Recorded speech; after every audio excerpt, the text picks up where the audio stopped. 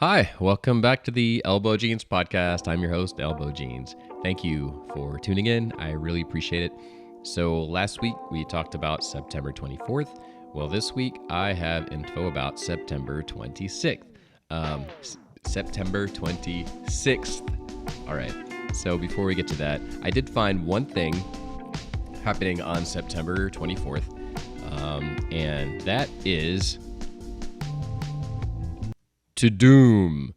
Yes, it's called Tudum. This is a Netflix global fan event, and that is happening this Saturday, 10 a.m. Pacific time. I watched the trailer, and I'm gonna give you the best parts first.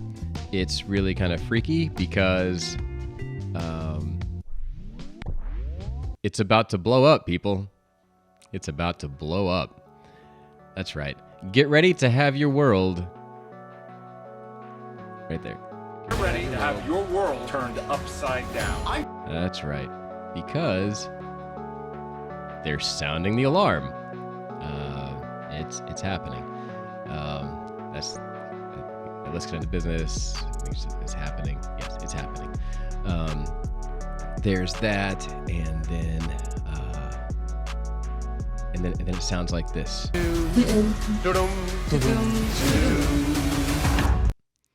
Okay, so sounds a little bit ominous, but they're just making a big deal about this fan event. So that's happening this Saturday, September 24th. I think we'll all remember where we were when we watched this special, this Tudum special. Okay. Anyway, so let's go ahead and jump into September 26th. From this last video, someone, but DeepSky Trekkin, put a comment on here, and I'm going to make this full screen because it's so much information. I talked about some of the things from last week's video. It's because Rosh Hashanah is this Sunday. And so what DeepSky Trekkin had done, and so he's into astronomy, and so he used Solarium, and he set it to Jerusalem, 9/26 of this year at 6 p.m., and that's to, what he's trying to do is get the exact date of the Jewish New Year, and that's going to be the dates Elul 29, and it would be the 30th, and then after that it would be the first day of Tishri, and this all is part of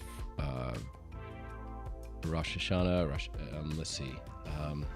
Also known as the Feast of Trumpets, right here. And so on the calendar, and what I believe that I think most Jews are probably going to celebrate it starting on Sunday, and then it would end Tuesday at sundown. But according to his calculations here, it would actually start on Tuesday the 27th and end on the 29th. So what this does is it leaves the date of the 26th in limbo because according to his actual calculations, he believes that the start date would be the 27th, whereas right now, traditional, according to the calendar, it's going to be starting on the 25th, ending on the 27th. So I'm just leaving this in here as the 26th, and that somehow this is correlating with Rosh Hashanah, the Feast of Trumpets. And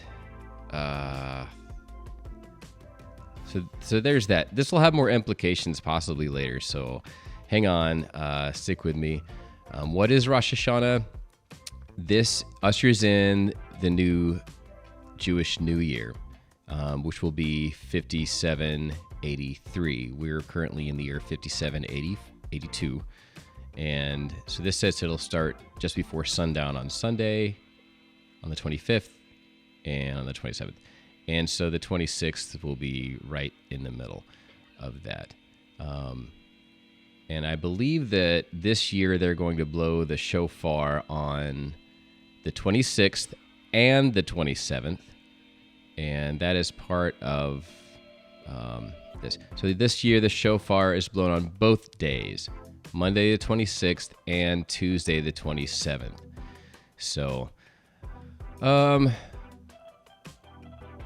think a lot in the Christian tradition, even though from what I understand, Jesus will come with a shout, but I've heard that Gabriel will blow his horn at the sound for the rapture. And so it's been kind of a common thought thread throughout Christianity, I believe, that the Rosh Hashanah, when the shofar is blown, that would coincide with Gabriel blowing his horn, and then the rapture occurs. I don't know, but it will be blown on the 26th this year. Anyway, so I'm just kind of fishing that around, like, okay, great, September 26th. But why did I pick September 26th when that's not necessarily the start date or the end date of Rosh Hashanah? Is because I'm just kind of spitballing. I'm throwing darts. So speaking of darts. Okay, whoops, wrong one. Right here. Okay, speaking of darts. So NASA, 14 months ago, launched the DART mission. And what this is, the DART mission, it is going to collide with Dimorphos, which is a moon that orbits Didymus. So Didymus and Dimorphos, right here. This asteroid, and this big asteroid Didymus is zooming through, and it actually has a little companion asteroid, and this companion asteroid orbits it. So Didymus just keeps going round and round and round the sun, and Dimorphos is hanging out. So they're both going the whole thing. So it's no big deal. But for whatever reason, NASA decided, hey, let's launch something to go hit the little moon and see if that alters its trajectory going around Didymus. And so that's the plan. And it hits on September 26th at 7:14 p.m. Eastern Daylight Time. So there's that. I don't know. I just thought that was interesting. So beyond that, what else is happening is Jupiter. Jupiter is going to be the closest to us that it has been in about 70 years, 60 or 70 years. And it won't be this close again for another 107 years. So, and the exact date that has its opposition to us is September 26th. So, great Jupiter reaches opposition on Monday, the 26th of September. The giant planet will be at its brightest for the entire year. And here is why. So this is, it'll be here. Earth is here. Jupiter will be in this position, opposition, because there's the sun. So sun, Earth, opposition. So at night, when we're on this side, and the sun shining its light, it's going to hit Jupiter, and we're going to be able to see just a direct reflection. So it's going to be brighter than normal. It's already super bright. Jupiter's already pretty super bright in the sky. So that's it. And that happens on September 26th. So September 26th, Jupiter is super close.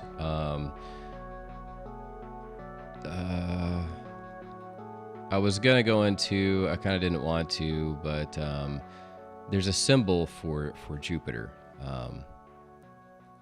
And if you don't know, in astrological symbols, the number given to Jupiter is 3. I hope you can see that. I think the reason why, I think like the sun and moon is 1 and 2. Jupiter's always been really bright.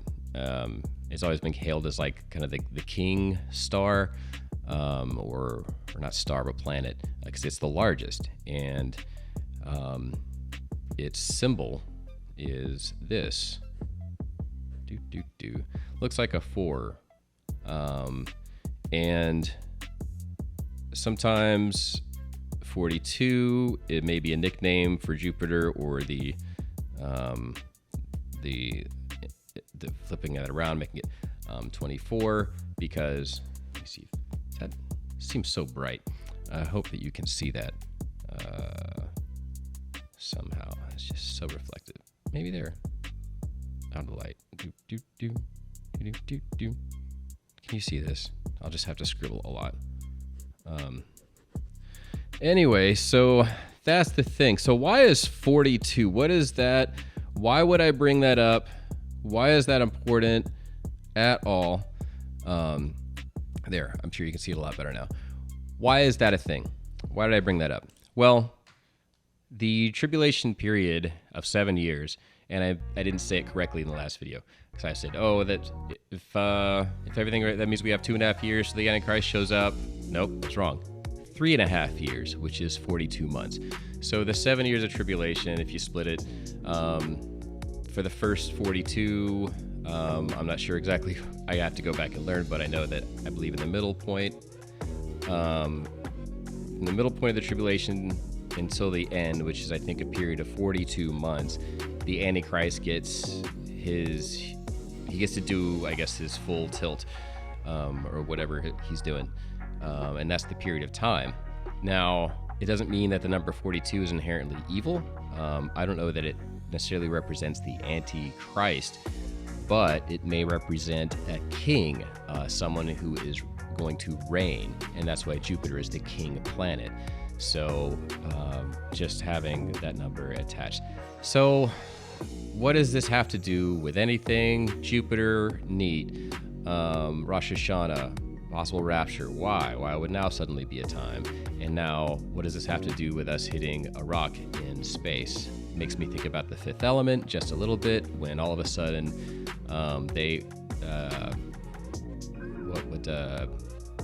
Zorks, or whatever his name was, he hired the other guys, he hired the dudes to basically try to blow up Lilu's ship coming in, to trade for arms, I don't know, it just made me think about it just a little bit. Some other things about that movie I think about too, and I was like, yes, I started thinking about it a couple years ago, but I was like, man, if they stop picking up the trash, I'm calling Fifth Element. But that's a huge digression. So let's go back to okay. Got the DART mission. That's gonna hit 7 o'clock Eastern Standard Time. Jupiter will be uber close at 6:52 p.m. So Jupiter gets super close, and then the asteroid gets hit about 15-20 minutes later. And it's interesting because the whole idea of hitting Didymus was when Jupiter got hit by was it the Hale-Bopp comet? Anyways, these things just kind of coinciding. They just kind of rhyme in my brain a little bit. And then the possibility that the middle of Rosh Hashanah could coincide. So yippee skippy, that's hunky dory. There's something else that's attached. So considering, oh my God, is this the end of the world? Is this the beginning of the end of the world? Well, one of the things that in the end times that people have looked into about specific signs, one is the creation of the state of Israel, and they kind of use that as a mark for other things to possibly happen. One of the things that people have been looking to see if such and such happens. Perhaps this would be a sure sign that the end is certainly on that the clock is ticking faster. And one thing is the sacrifice of a red heifer. I have heard of this, and I have heard for years about them trying and not succeeding. Well, they've succeeded this year. They have bred 5 perfect red heifers, which is, it's a calf that's a red-haired calf as opposed to brown or white and black, your typical cow. And previously, they have to be completely unblemished. Like, they got to be in good shape, they're healthy, and all of their hair has to be red. It can't be a mix at all. Like, it can't be like one brown hair. Like, seriously. Anyway, let me play a little bit of this. And this is Sling and Stone. Found his channel. Really, really enjoy his presentation, how he brings everything together, and how he really just gives a very even keel and objective perspective, even based from his religious beliefs, and I really appreciate it. So let me play a little bit of this. It'll explain a lot better than I can. Thank you all. Thank you so much. Thank you. Please subscribe. According to rabbinical tradition, there have been 9 red heifers sacrificed since Moses' time. Since the destruction of the Second Temple, no red heifers have been slaughtered. The Rabbi Maimonides around the year 1200 taught that the 10th red heifer would be sacrificed by the Messiah himself. Those who anticipate the construction of a third temple are eager to find a red heifer that meets all the conditions, because the red heifer ashes will be necessary to purify the new temple. Many consider that the appearance of a red heifer will herald the construction of the temple and the return of Christ. According to the Temple Institute, a group advocating for the construction of a third temple, a flawless red heifer was born in August 2018 in Israel. According to the futurist timeline of eschatology, there will indeed be a third temple of God in Jerusalem. Jesus prophesied the desecration of a temple during the tribulation, Matthew 24:15 and 2 Thessalonians 2:4. As well in Revelation, there's mention of the exact dimensions of a temple. Okay, and so that goes a little deeper. Obviously, I'll put the link below to that. So that's what I've got for September 26th. So this feeds more into, as opposed to just an arbitrary date. I guess it wasn't arbitrary. For September 24th, there were some cool things to them. But September 26th, we've got Jupiter super close. Gonna hit an asteroid with, I don't know, whatever we're slinging at it. And then it's part of Rosh Hashanah. Rosh Hashanah. Rosh Hashanah. Rosh Hashanah. The Feast of Trumpets. So possibly the rapture. As far as like any kind of weird events that I could I don't know. Well, listen, at the very least, well, I don't know, you guys. At least we've always got this.